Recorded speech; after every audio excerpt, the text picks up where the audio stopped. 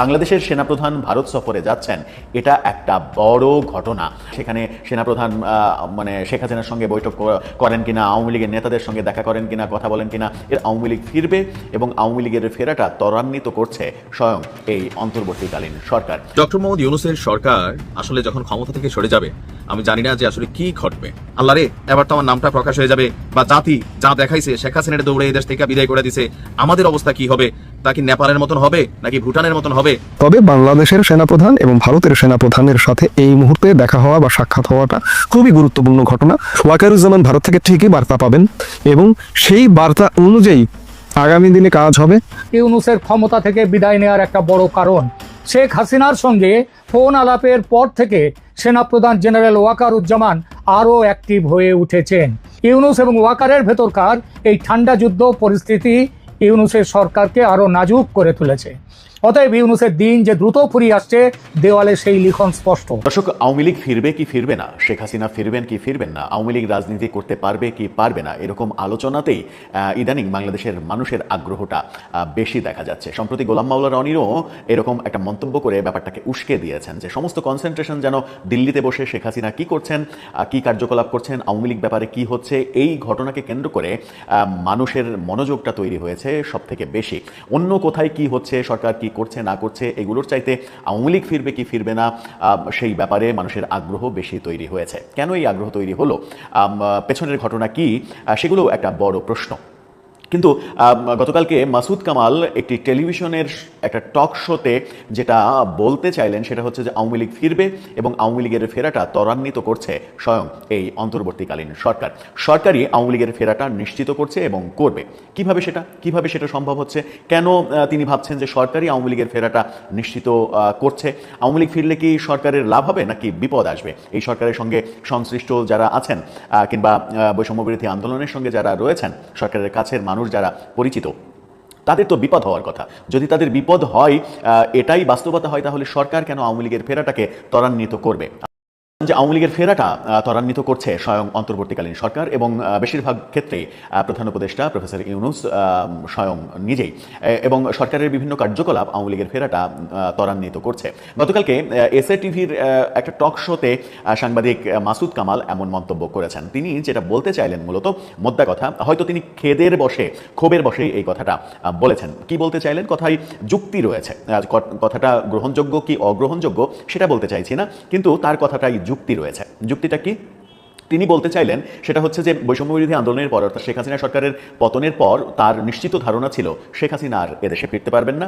তার যে বিভিন্ন অপরাধমূলক কর্মকাণ্ড যে সঙ্গীরা করেছে, তার সরকারের বিভিন্ন স্টেক হোল্ডার, তারা যে বিদেশে পালিয়ে গেছেন, তারা আর কখনো বাংলাদেশে ফিরতে পারবে না, বাংলাদেশে রাজনীতি করতে পারবে না। এবং আওয়ামী লীগের ফেরা ব্যাপারেও একটা বড় সংশয় ছিল আমার মনে, যে আওয়ামী লীগের ফেরাটাও এদেশের রাজনীতিতে অনেক বেশি কঠিন হবে। কিন্তু এই মুহূর্তে এসে 13 মাস 14 মাস পরে এসে এখন আমার একটা নিশ্চিত ধারণা হয়েছে এবং আগের ধারণাটা পাল্টে গেছে।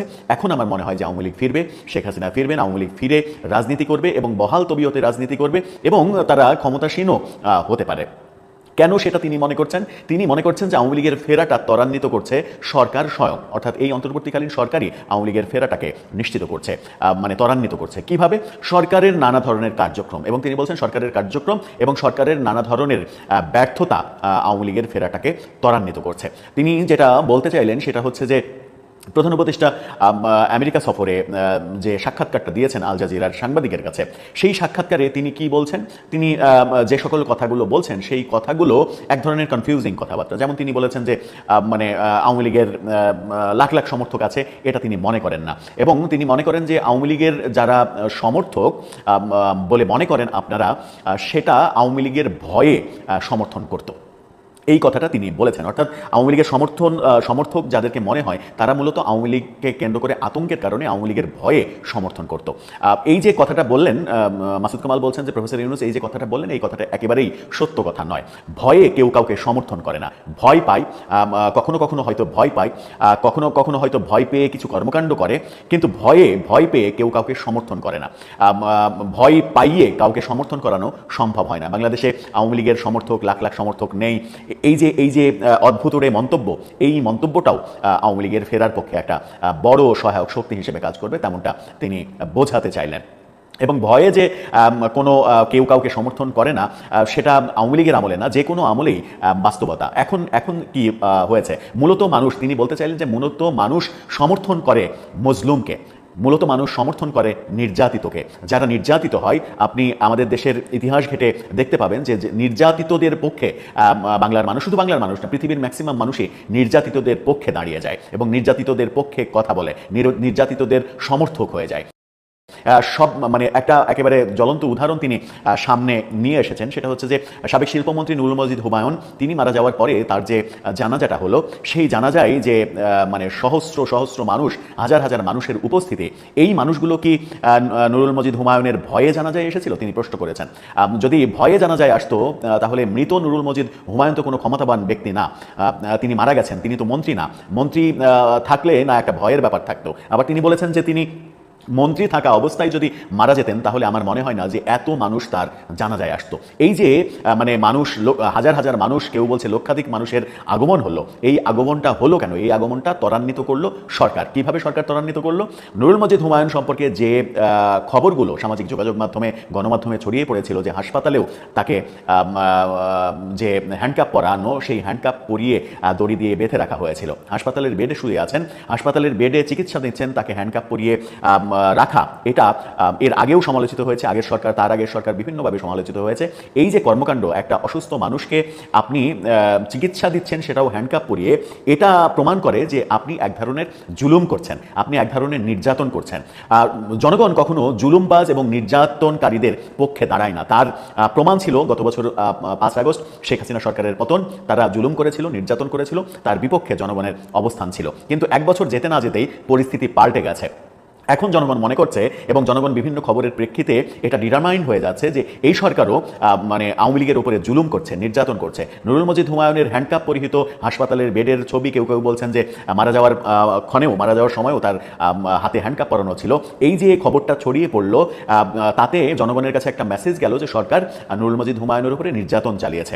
এই যে নির্যাতন চালানো, নির্যাতিত নুরুল মজিদ হুমায়ুন এবং নির্যাতনের ফলে একজন মানুষের মৃত্যু, সেই কারণে তার জানাজায় মানুষের ঢল নামলো। এটা এই ব্যাপারগুলো, এরকম অনেক ব্যাপার তিনি বলেছেন যে এরকম সরকারের অনেক কর্মকাণ্ড, অনেক কিছু মানুষকে এখন নতুন করে উৎসাহিত করছে আওয়ামী লীগের পক্ষে অবস্থান নেওয়া কিংবা আওয়ামী লীগকে মৌন সমর্থন দেওয়া। এটা যদি অব্যাহত থাকে, তাহলে আওয়ামী লীগ জনগণের সমর্থন নিয়ে ফিরে আসার সুযোগ পেয়ে যাবে এবং সেই সুযোগ সৃষ্টি হবে। তাহলে তিনি যুক্তি হিসেবে যেটা বলছেন যে গত 1 বছর 13 মাসে সরকারের যে কর্মকাণ্ড, সেই কর্মকাণ্ডে জনগণের মধ্যে একটা মেসেজ গিয়েছে যে এই সরকারও নির্যাতন জুলুম করছে। যদি নির্যাতন জুলুম করে, তাহলে জনগণের সমর্থন, জনগণের অবস্থান নির্যাতিত ব্যক্তি কিংবা নির্যাতিত গোষ্ঠীর পক্ষে হয়ে যাবে, যারা নির্যাতিত হয়েছে তাদের পক্ষে হয়ে যাবে, যারা নির্যাতন করছে তাদের বিপক্ষে হয়ে যাবে। তার মানে পরিস্থিতি পাল্টাতে শুরু করেছে এবং এই পরিবর্তিত পরিস্থিতিতে আওয়ামী লীগের ফিরে আসাটা অনেক বেশি সহজ হবে এবং আওয়ামী লীগের এই ফিরে আসার প্রেক্ষাপটটা রচনা করছে স্বয়ং এই সরকার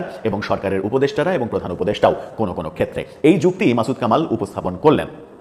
দর্শক, এই যুক্তি যখন সাংবাদিক মাসুদ কামাল উপস্থাপন করলেন, তখন আপনার কি মনে হয় যে মনে হয় না যে তার কথায় যুক্তি আছে? তিনি সত্য বলছেন নাকি মিথ্যা বলছেন? তার কথাটা সত্য হবে নাকি মিথ্যা হবে? সরকার সত্যিই জুলুম করছে কি করছে না, সেটা ভিন্ন ব্যাপার, সেটা বিভিন্ন প্রমাণ সাপেক্ষ ব্যাপার, সেই বিতর্কে যাব না। কিন্তু মাসুদ কামাল যে যুক্তিটা দিচ্ছেন, আমি যদি ফিলিস্তিনের কথা বলি, আমি যদি গাজার কথা বলি, গাজা অভিমুখে যে প্রায় 50টি জাহাজের ত্রাণ সহায়তার অভিযান ছিল, সারা বিশ্বের মানুষ সেটার পক্ষে অবস্থান নিয়েছিল। কিন্তু ইসরায়েলি কর্তৃপক্ষ কি করলো? সেই জাহাজগুলোকে সমুদ্রেই আটকে দিল এবং জাহাজগুলো আটকে দিয়ে ইসরায়েলে নিয়ে গেল, প্রায় সবাইকে গ্রেপ্তার করে তারা ইসরায়েলে নিয়ে গেল। অর্থাৎ ইসরায়েল ত্রাণ সহায়তা দেওয়ার ক্ষেত্রেও নতুন করে জুলুম তৈরি করলো। তাতে করে ইসরায়েলের সমর্থন আরও কমে গেল এবং গাজার প্রতি, ফিলিস্তিনের জনগণের প্রতি মানুষের সমর্থন, মানুষের আবেগ, ভালোবাসা আরও বেশি বেড়ে গেল। এবং বাংলাদেশের মানুষও, গতকালকেও আমরা দেখেছি যে বিভিন্ন গোষ্ঠী, দল, তারা গাজার পক্ষে, ইসরায়েলের বিপক্ষে মিছিল করেছে রাজধানীতে। এই যে অবস্থান, অর্থাৎ মজলুমের পক্ষে অবস্থান, যারা নির্যাতিত হয়, জুলুমের শিকার হয়, তাদের পক্ষে জনগণের অবস্থান, জনগণের ভোট, জনগণের কণ্ঠ, এগুলো আজীবনই, পৃথিবীর ইতিহাস বলে যে আজীবনই সেটা হয়, জনগণ মজলুমের পক্ষে দাঁড়ায়। সেই উদাহরণটা তিনি দেওয়ার চেষ্টা করলেন। এটা তো, এই যুক্তিটা অন্তত কোনোভাবেই মিথ্যা বলে পাশ কাটিয়ে যাওয়ার কোনো উপায় নেই। শুধুমাত্র এটা প্রমাণের অপশন রয়েছে যে যে এই সরকার ইন্টারিম গভর্নমেন্ট তারা নির্যাতন করছে কিনা, জুলুম করছে কিনা, এবং সেই জুলুম এবং নির্যাতনের টার্গেটটা শুধুমাত্র আওয়ামী লীগ হচ্ছে কিনা। তাতে করে আওয়ামী লীগের যে দোষগুলো ছিল, আওয়ামী লীগের যে ভুলগুলো ছিল, সেই দোষ এবং ভুলগুলো জনগণ খুব দ্রুত ভুলে যাচ্ছে কিনা, সেই ভুলে যাওয়ার মাধ্যমে জনগণের এক ধরনের সমর্থন তৈরি হচ্ছে কিনা, যে সমর্থনে আওয়ামী লীগের ফেরাটা ত্বরান্বিত হচ্ছে। ওই কারণেই মাসুদ কামাল বলার চেষ্টা করলেন যে আমি একসময় মনে করতাম আওয়ামী লীগ আর ফিরবে না, শেখ হাসিনা আর ফিরবে না, তাদের ফেরাটা সম্ভব হবে না, যেসব নেতারা পালিয়ে গেছে তারা আর এদেশে ফিরতে পারবে না, কিন্তু এখন প্রেক্ষাপট চেঞ্জ হয়ে গেছে, এখন মনে হচ্ছে তাদের ফেরাটা সরকারই ত্বরান্বিত করছে। পত্রিকায় একটা নিউজ খুব ভাসছে, যেটা থাম্বলে আপনারা দেখতে পাচ্ছেন, আমার থাম্বলে লেখা আছে যে ঢাকা শহরে 1 ঘন্টার অর্ডারে 1 লক্ষ লোকের সমাগম করবে আওয়ামী লীগ। এই নিউজটা আমি পড়েছি যুগান্তর অনলাইনে। সেখানে তারা যেটা বলেছে সেটা আমি আপনাদেরকে একটু বলছি। সেখানে তারা বলেছে যে আওয়ামী লীগ এই অক্টোবর মাসে, তার মানে এই মাসেই আওয়ামী লীগ 32 নম্বরে যাবে এবং ঢাকা শহরের বিভিন্ন কোণা থেকে বৃহৎ বৃহৎ মিছিল আসবে, যেটার পরিমাণ হবে 1 লক্ষ লোক, এবং 1 লক্ষ লোকই মিছিলে শরিক হয়ে পরে 32 নম্বরের দিকে যাবে এবং ঢাকা শহর প্রকম্পিত করবে। এবং এই রিপোর্টটাতে যা লিখেছেন যে ওনারা যেটা খবর পেয়েছেন যে গোয়েন্দা সংস্থা এনএসআই, ডিজিএফআই থেকে এবং সরকারের উচ্চ মহল থেকে যুগান্তরের কাছে এই নিউজটি এসেছে যে এটা যে কোনো মুহূর্তে, এই মাসে যে কোনো মুহূর্তে হবে, আওয়ামী লীগ একটা মরণ কামড় দেবে, যার কারণে সরকার, মানে বর্তমান ইন্টারিম দখলদার সরকার, তারা নাকি ব্যাপক প্রস্তুতি নিয়ে রেখেছেন এবং তারা বিভিন্ন দলগুলোর কাছ থেকেও আপনার সহযোগিতা চেয়েছেন যে আপনারা সকলে মিলে আসুন, আমাদেরকে একটু সহযোগিতা করুন, কারণ আওয়ামী লীগ যদি নামে আমরা কেউ থাকতে পারবো না, সবার মৃত্যু হবে, সবার ফাঁসি হয়ে যাবে। সুতরাং এই হচ্ছে যে তাদের নিউজ। এখন এই নিউজ আরেকটা সবচেয়ে মজার বিষয় যেটা, সেটা বলছে যে এই কাহিনী হইতে পারে হয়তো আপনার সেনা প্রধানের ইন্ডিয়া যাত্রার আগে বা ইন্ডিয়া থেকে ফেরত আসার পরে।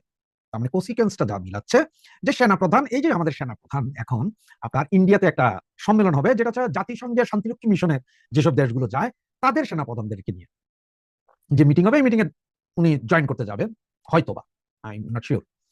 তো এখন এটা যাওয়ার আগে হয়তো ওনাকে কনফার্ম করতে হবে যে হ্যাঁ আওয়ামী লীগ একটা শক্তি দেখাইতে পারছে ইন্ডিয়ান সরকারের কাছে, বা উনি আসার পরে হয়তো আওয়ামী লীগ এই ধরনের একটা শক্তি দেখাবে, যাতে একটা সিগন্যাল যায় সরকারের কাছে যে না, আওয়ামী লীগ এখনো দেশে আছে। এবং এই ভাইবটা তোলা হচ্ছে যে আমাদের পত্র পত্রিকার মাধ্যমে। আসলে আমিও শিওর না যে আওয়ামী লীগের এই ধরনের কোনো প্ল্যান আছে কিনা, বা 1 লক্ষ লোক নিয়ে 1 ঘন্টার ভেতরে 1 লক্ষ লোক নিয়ে আসবে কিনা, এই ধরনের কোনো প্ল্যান এই মাসে এই ধরনের কোনো প্ল্যান করেছে বলে আমার জানা নেই। আপনাদের যদি কারো জানা থাকে তাহলে ইনবক্সে একটু মেসেজ করে দিতে পারেন। তো এই হচ্ছে যে পত্রিকার মূল নিউজ, যে আওয়ামী লীগ যে কোনো মুহূর্তে। এবং এর ভিতরে অন্যান্য পত্রিকা আরো 2-4 লাইন জড়াইয়া দিছে যে মানে ব্যাপক ভাঙচুর হবে, অগ্নিসংযোগ হবে, অমুক হবে, তমুক হবে, এইসব। তো আমার যা মনে হয় পত্রিকাগুলোর এখন তো কাটতি নাই, কোনো নিউজ দিয়েই ফায়দা নাই। কারণ হচ্ছে ওই যে এনসিপি কি বেগুন পাইলো না, কলা পাইলো, মূলা পাইলো না, আলু পাইলো, এইটার যেমন কোনো মানুষ দেখে না, তেমন বিএনপি জামাতকে কি করতেছে এগুলার প্রতিও মানুষের ইন্টারেস্ট নেই। সব পত্রিকার কাটতি যদি বাড়াইতে হয়, পত্রিকা বিক্রি যদি বাড়াইতে হয়, পরাগ যদি বাড়াইতে হয়, তাহলে সব জায়গায় একটু আওয়ামী লীগ লাগাইতে হবে। আওয়ামী লীগ না লাগাইলে পত্রিকা চলবে। তো যেহেতু আওয়ামী লীগ এখন নিষিদ্ধ দল, সুতরাং আওয়ামী লীগের কোনো নিউজও দেওয়া যাবে না, কিছুই দেওয়া যাবে না নর্মালি যেটা আইনে বলে আর কি। এরপরেও ওনারা এই নিউজগুলো করছে, তবে নিউজগুলো করার আগে একটু সামান্য করে যেটা করে যে ফ্যাসিস্ট আওয়ামী সরকার, পলায়নকারী প্রধানমন্ত্রী, এইসব লেখাগুলো লেখে, মানে এগুলো লেখে জায়েজ করে যে না আমরা তো আওয়ামী লীগের পক্ষে লিখতেছি না, আমরা একটু বিপক্ষে লিখতেছি। এগুলো করে এরপরে বাকি আনে এবার আওয়ামী লীগকে টেনে টেনে টেনে টেনে ছোট ছোট ছোট করে টুকরা টুকরা করে আইনা ওনারা ওনাদের মনের মাধুরী মিশে এই নিউজগুলো করে। আর এই নিউজগুলো যে করে, এই নিউজগুলো করাই আসলে কারা জানেন? এই নিউজগুলো করাই হচ্ছে যে আপনার ডিজিএফআই যা লিখে দেয় তাই পত্রিকাগুলো ছাপায়। সুতরাং এখন এই মাসে মানে যেহেতু আপনার এই আমাদের ইন্টারিম গভর্নমেন্ট, উনি বলেছিলেন যে আগামী 2-3 মাস খুবই ক্রুশিয়াল মোমেন্ট, কখন যে কি হয়ে যায় না হয়ে যায়, এগুলো যেহেতু ওনার একটা ভাইব তুলেই রেখেছেন আগে, মানে উত্তেজনা তুলে রেখেছেন, সুতরাং এই মুহূর্তে উনি এই আওয়ামী লীগের এইটা যে আওয়ামী লীগ এই কালকে এসে আওয়ামী লীগ ভেঙে দিবে, এই আওয়ামী লীগ সম্ভবত আইসা যমুনা পুরা ধুলিসাৎ করে দিচ্ছে, এই আওয়ামী লীগ সম্ভবত এদিকে যাচ্ছে ওইদিকে যাচ্ছে। তাহলে আপনি একটা জিনিস খেয়াল করেন, সেপ্টেম্বর মাসে নাকি রাষ্ট্রপতি চুপ্পু সাহেব, আমাদের মহামান্য রাষ্ট্রপতি, উনি একটা চিঠি লিখেছিলেন পররাষ্ট্র সচিবের কাছে ওনার ছবি নামানোর বিষয়ে। সেইটা কিন্তু ফ্লাশ হলো কবে? অক্টোবরের 1 তারিখ। একটু মিলে এখন বলা হচ্ছে যে অক্টোবরের 1 তারিখ যে এটা ফ্লাশ হইলো, যেখানে উনি লিখেছেন, এখন বলা হচ্ছে যে এইটা এখন উনি হয়তো করতে পারেন, উনি হয়তো সুপ্রিম কোর্টের কাছে চাইতে পারেন যে 106 যেভাবে ইয়ে হয়েছিল কি ইন্টারিম হয়েছিল সেটা